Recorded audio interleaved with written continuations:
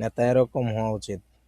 একটু ওয়েট করেন, সময় তো দিবে, আসতেছে, শেষ হোক। মিস্টার হাসান এইদিকে ইয়েস ইয়েস প্লিজ। মাননীয় স্পিকার, আমি অ্যাড্রেসিং ইউ। মাননীয় স্পিকার, আমি আপনার প্রোটেকশন দাবি করছি, কারণ আমরা যদি সরকারের সমালোচনা করি আমার এলাকার বাজেট দিয়ে বন্ধ করে দিবে না সেটার কিন্তু নিশ্চয়তা নাই। 28-এর পরে কয়টা সংখ্যা হয় আমি আর্টস ইংলিশ ডিপার্টমেন্টের ছাত্র, আর্টস ব্যাকগ্রাউন্ডে পড়াশোনা করছি, আমার মাথায় আসে না 28-এর পরে কয়টা সংখ্যা হয়।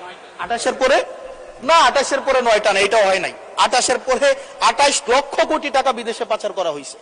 এখন মাননীয় স্পিকার, যারা পাচার করেছে তারা সদর্পে এখন হচ্ছে মাননীয় স্পিকার গুলশান, বনানী, ধানমন্ডি এই দেশে এখন বুক ফুলিয়ে চলাফেরা করে। মাননীয় স্পিকার, আমরা দেখেছি অন্তর্বর্তীকালীন সরকারের সময় বসুন্ধরার পুত্র সুবহান দেশে ঢুকার সাহস পায় নাই, আমরা দেখেছি আনবির দেশে ঢুকার সাহস পায় নাই, কিন্তু এই সরকার নির্বাচিত হয়ে আসার পরে আমরা দেখেছি সদর্বে এই সুবহানের পুত্র এই ধর্ষক দেশে ঢুকেছে। মাননীয় স্পিকার, অন্তর্বর্তীকালীন সরকারের সময় দুর্নীতি দমন কমিশন বসুন্ধরার বিরুদ্ধে মামলা করেছে, আমরা দেখেছি এই মামলার কি অগ্রগতি হয়েছে সেটা আমরা জানতে চাই।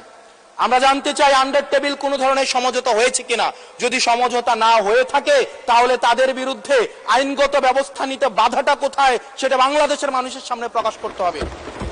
মাননীয় স্পিকার, অন্তর্বর্তীকালীন সরকার এই বসুন্ধরা গ্রুপ যারা বিদেশে টাকা পাচার করেছে, মানুষের সম্পদ দখল করেছে এবং মিডিয়ার মধ্য দিয়ে আওয়ামী লীগের গুম খুন হত্যাকে যারা বৈধতা দিয়েছে তাদের খুঁটির জোর কোথায় সেটা আমরা জানতে চাই। মাননীয় স্পিকার, আমরা মাননীয় স্পিকার অবশ্য শুনতে পেয়েছি, বললে অবশ্য অনেকে রাগ করে। মাননীয় সদস্য, আপনার সময় শেষ হয়ে গেছে, তারপরেও চিফ হুইপ মহোদয় অনুরোধ করেছেন আরো 3 মিনিট বাড়ানো হলো। থ্যাংক ইউ মাননীয় স্পিকার।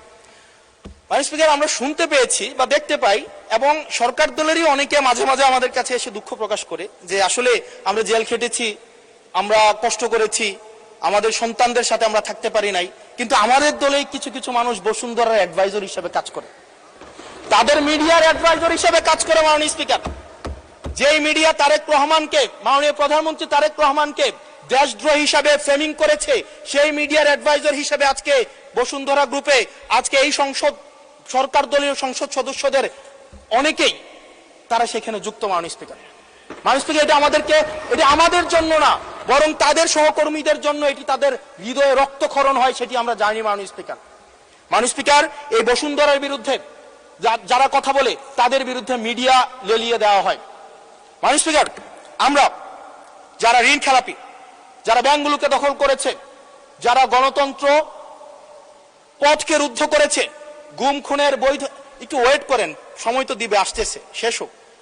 যারা গুম খুনের, আমি আপনাকেই বলছি মিস্টার হাসান এইদিকে ইয়েস ইয়েস মাননীয় স্পিকার, আমি অ্যাড্রেসিং ইউ মাননীয় স্পিকার, যারা গুম খুনের বৈধতা উৎপাদন করেছে তাদের বিরুদ্ধে আমরা অন্তত বিএনপি থেকে স্ট্রিক্ট আমরা অ্যাকশন দেখতে চাই। মাননীয় স্পিকার, মাননীয় প্রধানমন্ত্রী প্রতিশোধ পরায়ণ হন নাই, আমরা সেটাকে ওয়েলকাম জানাই।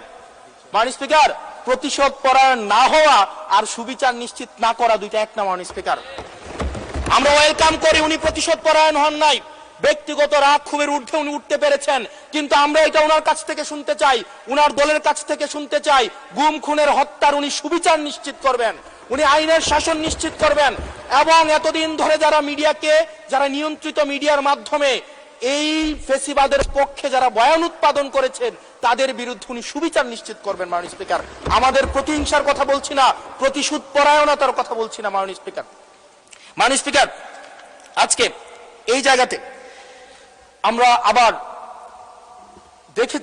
দেখতে পাচ্ছি যেটা আমাদেরকে শঙ্কার মধ্যে ফেলে, রাজনৈতিক প্রতিহিংসার রাজনীতি আবার শুরু হচ্ছে। মাননীয় স্পিকার, একজন সরকার দলীয় একজন প্রতিমন্ত্রীর বিরুদ্ধে কথা বলায় মিডিয়ার একজন সম্পাদকের বিরুদ্ধে মামলা করা হয়েছে। মাননীয় স্পিকার, এটা খুবই দুঃখজনক, ওনাকে জেলে নেওয়া হয়েছে একজন প্রতিমন্ত্রীর বিরুদ্ধে কথা বলায়।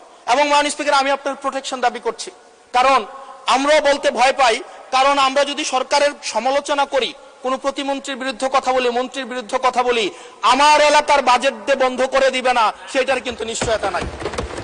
সেই কারণে আমাদের মধ্যে অনেকেই কথা বলার সময় আওয়াজটা একটু কম করে বলে। মাননীয় স্পিকার, আপনার কাছে অনুরোধ করি, আমার জন্য আমার এলাকার মানুষকে যেন বঞ্চিত করা না হয়।